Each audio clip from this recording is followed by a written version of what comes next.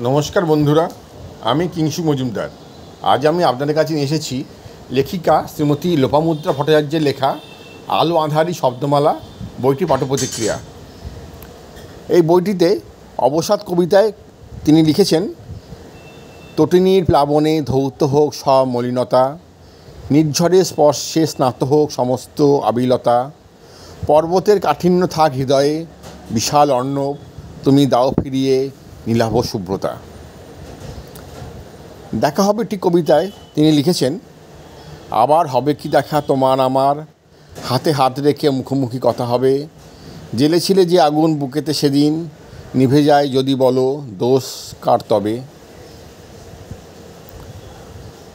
বর্ষবিদায় কবিতায় তিনি লিখেছেন, বর্ষ বিদায়ে বিষাদ আসে, থাকে কত না স্মৃতি, এবার ছিল আতঙ্কে ভরা কি ভয়ানক ভীতি, বছর কাটে নিদারুণ শোকে স্বজন হারানো ব্যথা, নির্মূল যে রুটি রুজিও মৃত্যু মিছিলে গাঁথা, পৃথিবীময় যে গরলের পিঙ্গল জটাজল, মরণপণ লড়াই করে চলেছে ক্রান্তিকাল।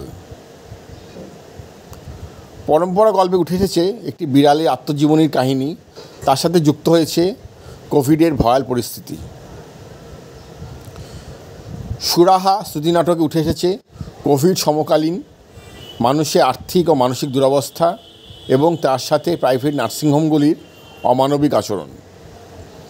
এই বইটির কবিতা, গল্প, শ্রুতিনাটকগুলির সিংহভাগ জুড়েই রয়েছে কোভিডের সময়কালীন মানুষের হতাশা ও বিপর্যস্ততার কথা। বইটিতে উঠে এসেছে মিষ্টি দাম্পত্যের কথা, পরিযায়ী শ্রমিকের কথা এবং আগামী দিনের আশার কথা। বন্ধুরা, এই পর্যন্তই। আমি আগামীকাল আসবো আবার অন্য কোনো একটি বইয়ের পাঠ্যপ্রতিক্রিয়া নিয়ে।